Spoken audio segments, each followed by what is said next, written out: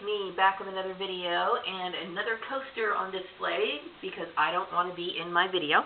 This is a little turtle that I made. I like to make a lot of things with felt. It's a very forgiving fabric, and when it comes to crafts, I mean, there's so many things you can do with felt. I enjoy it. It does bring me a lot of relaxation, and you know, little things that relate to what do you call it?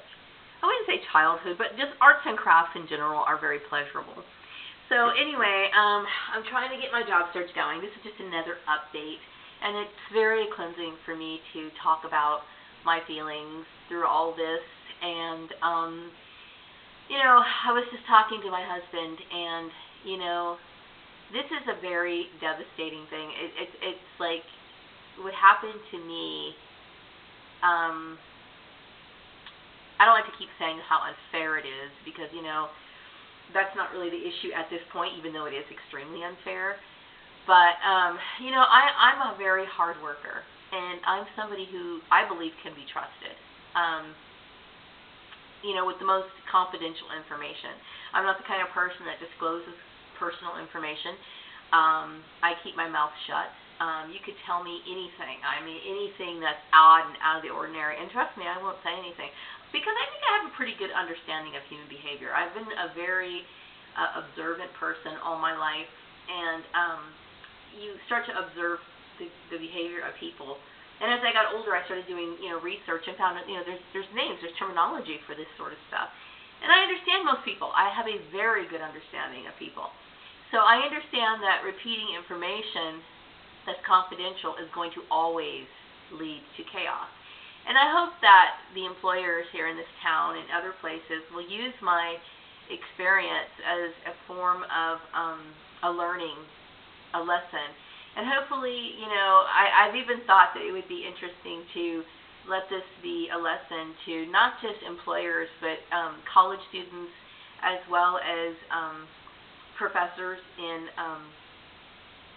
who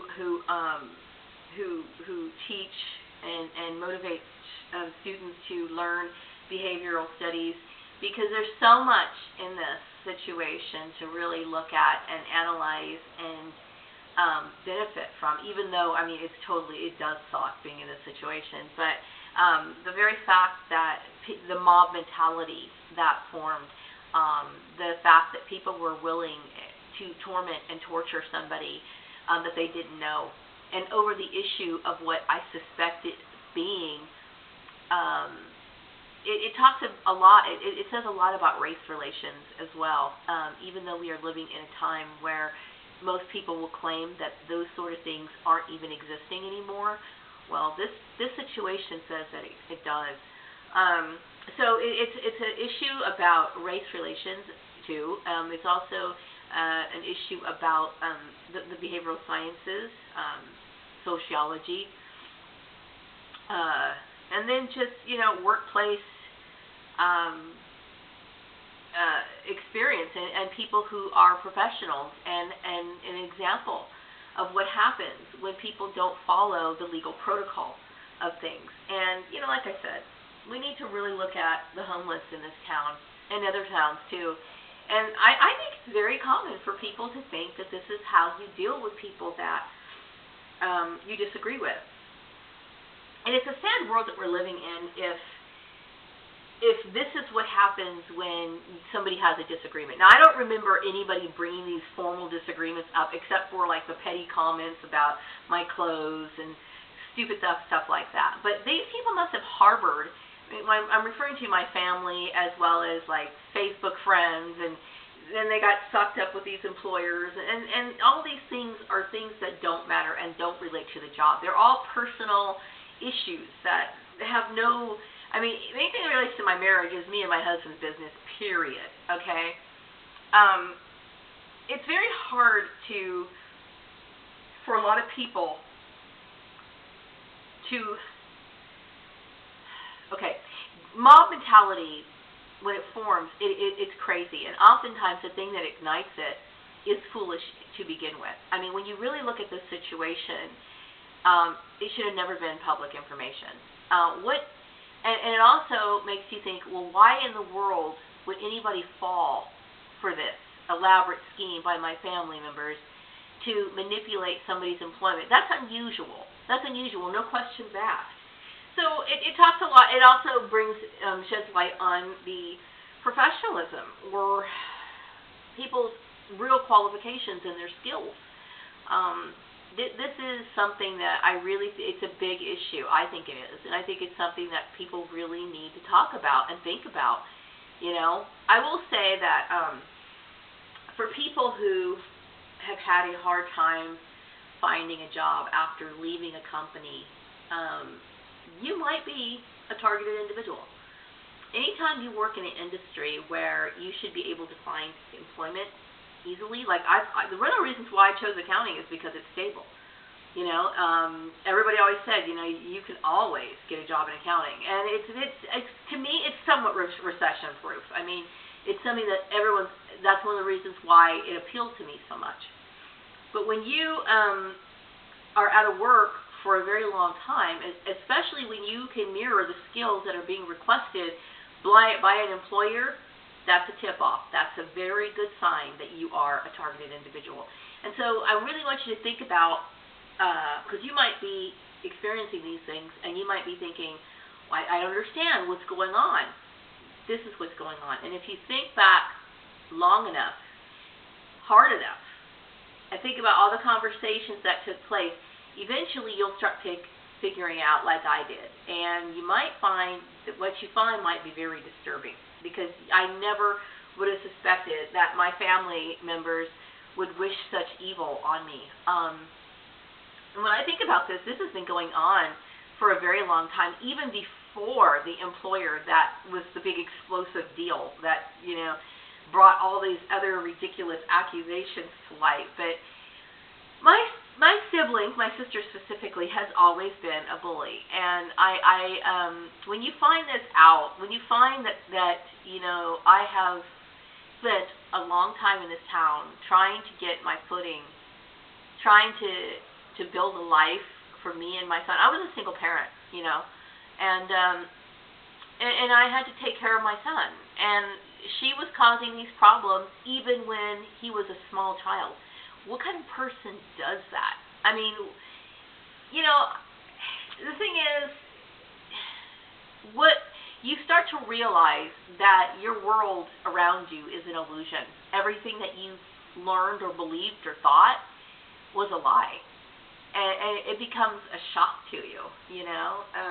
And there's nothing sacred in gang stalking. I mean, people that, fond memories that you cherish that were dear to your heart, you find out that these people are nothing more than, in my opinion, cold-blooded killers or people who want to kill. It's a very shocking thing, and I don't see it any other way. You know, I'm releasing my feelings. I think I pretty much addressed all of the issues that were brought up to me, and I kind of calculated that these are the reasons what their beef is. And so now that I understand, you know, all of them are irrelevant. And most of the time when people are victims of gang stalking, it's irrelevant. I don't think there's any justification for gang stalking ever, okay? But, you know, I highly suspect that people make more of an issue out of stupid things like where do you buy your shoes than actually persecuting people who deserve it, like child molesters and people who, you know, practice, you know, non-consensual incest. I seriously really think that this mob mentality is so foolish that it's just people who get wrapped up in it. They're just liable to hurt anybody they want to for whatever reason. And you know, by me talking about my issues, it's not to constantly stir the pot. This is healing for me. I am a socially isolated individual, which is another reason why I want to get back to work. I'm socially isolated. Rumor mills start going on when you are a targeted individual. and you start realizing that your friends aren't calling you, or they're not sending the text messages back, so they stop talking to you. You don't develop relationships in the workplace. If you did, then they're all going to fall to pieces. So you have no one anymore. I mean, I have no one except for my husband. I'm very grateful for him. So the next thing is you want to reach out to other targeted individuals because they're experiencing the same thing. And any friends that I would probably make going forward are going to have to relate to me. They're going to have to. Otherwise, there really is no point in having any strong relationships, because I need to be around people who understand loyalty. And the reason why this happened is because there was none. There was no loyalty. And it's very painful to deal with. Not only are you depressed because your family is not the supportive system that you thought they were actually doing things to sabotage you, but you also realize that their intent was very dark and sinister, as well as the people that you chose to have relationships, which would be your friends. That's devastating. It's shocking. And then also, then to be thrown out of, to be treated this way when you go to job interviews, and then I suspect being thrown out of my career path. Like, I'm getting punished for this. I'm being punished for things that I never did wrong. I didn't do anything wrong, and I can't stress that enough. And I'm very proud of the fact that I didn't do anything wrong. I will say that, throughout this whole thing, I have behaved professionally, and by doing the right thing, by upholding the confidentiality contract, but I feel wonderful. I mean, sure, I'm hurting inside because I'm dealing with a lot of injustice, but it feels so good to know that nobody can point any fingers at me. That is the most wonderful feeling, knowing that I am 100% innocent in this. And I can't tell you how good that feels. And I want to be able to say that, when it comes to my work, I care about my work. I care about the quality of my work, and I care about timelines, and I care about displaying mutual respect, to my boss, to people who are, maybe in lower positions than me. I believe in behavioral standards. I do. That's my own personal belief. Because anytime something goes wrong, you always have that behind you, that you are innocent, that you didn't do anything wrong, and that's a really good feeling. But I have a lot of skills, and I do. I have a lot of skills and talent. I'm very good at business-related issues, and I think that.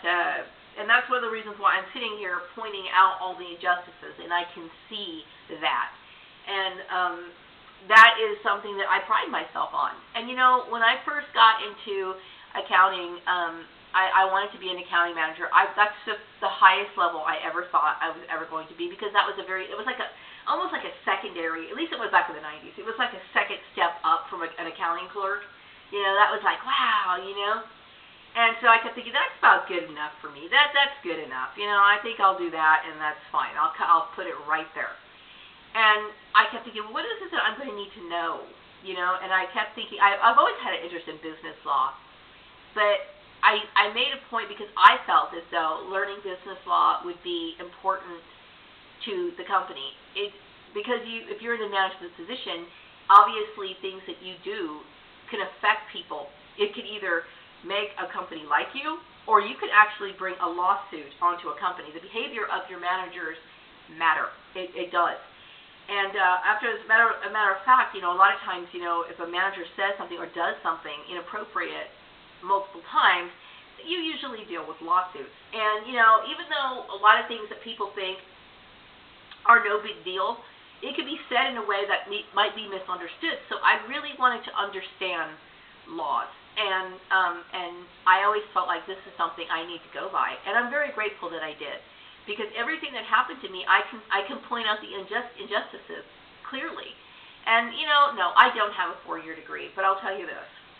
I feel as though I have far more experience than a lot of the people who put me in this situation. Now, I'm not cutting down anybody on this film. That's not the point of it. But I would like to highlight and emphasize the skills and what the qualities that I have to bring to the workplace, because I feel as though I'm a valuable employee. To a lot of employers, I don't want you to think that I don't think an education is important, because I do think an education is extremely important. People should never choose ignorance over being enlightened. That is a foolish thing to do. You know, what would happen if people didn't realize that putting a radio inside water would cause electrocution? You can't walk around blind and ignorant in this world, okay? You can't do that. But, you know, my point is that if you don't retain or value or implement the things that you learn in your course of study, then you could be just as ignorant as the day that you walked in college. And my reasons for not going to college right away was, I kind of bought into the whole idea of, my mom, kind of thought, well, I'll get married and whatever. And I think a lot of women my age and older kind of got sucked into that. I'm not the only one who believed that. And, things don't always turn out that way. And so, anyway, my point is, the education that I do have, I've learned a lot. I've retained a lot, and I see great benefit in it. And I believe with the experience that I have that it's the equivalent and then some of somebody who went to a 4-year college. I'm very, very proud of what I have, and I'm very proud of the fact that I am good at what I do. And it's unfortunate that I'm being punished for nothing. It would be one thing. This to me is like the most frustrating thing I've ever dealt with in my entire life. It really is. It's extremely frustrating and strange, because why am I don't understand the being denied service. I don't understand that from the agencies. I don't understand that. I don't understand somebody trying to throw me out of my field, especially when I've been able to demonstrate over and over and over again that I'm competent in my job. And, I think maybe a lot of people just are under the impression that, in order to be good at accounting, you have to have a 4-year degree. Well, you know what? I think a lot of people think that. But, in my mom's day and age, accounting wasn't necessarily taught that way. Some people got their schooling through high school. Some people went to a 2-year college. Trade schools were very popular at that time. And some people think that, like in the situation of human resources, people think, well, you have your 4-year degree. I'm going to hire somebody like that because they're going to know everything. I can put my faith in this person because they're going to know. Well, in my situation, with a lot of people dropped the ball in this, and they were educated. Some of these people had master's degrees. I'm pretty sure of it. And so that doesn't prove anything, because you can't look at going to college as just a a means to an end, or it's just something I have to do to get that piece of paper that's going to allow me to obtain this title. It's got to be looked upon in a different way. I mean, you have to really have an appreciation for knowledge, and that's the important thing. If you don't have that, if you don't see the value in it, that college education that maybe you might shell out, your parents may have shelled out a lot of money for that, okay, it's worthless if you really aren't applying yourself, and you don't understand the meaning of what you're learning. And so that's my point. And this is not a put down on these people. I'm trying to emphasize my skills here, because and this emphasizes and also sheds light on more of the injustice too, I have to say, because not only am I innocent of any stupid violations that, having my maiden name when it's nobody's business, the fact that I told my husband a lie many years ago, that's so long ago. I met my husband in 2001. Okay, a long time ago. Why is it being brought up now?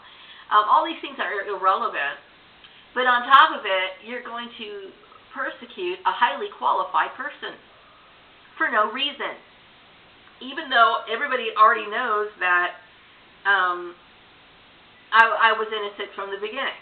So I feel like I'm being punished, or perhaps maybe discriminated against unfairly. So the devastation really never ends. It never fucking ends. I'm sorry for dropping the F-bomb, but like I said, when what these people have done to me, it pales in comparison. So just try to deal with the F-bomb. I apologize to all the people who don't like profanity. And really, I myself, I don't know.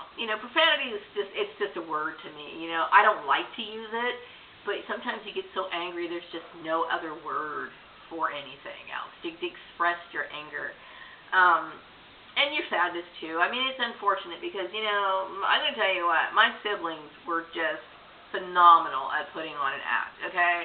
Like, I'd go to their my sister's house, for the holiday dinners, and they acted so warm and caring. I had no idea they were trying to sabotage my life. I did realize that things were going on in my workplace, but I just never put two and two together. It took me so long to figure it out, It's silly.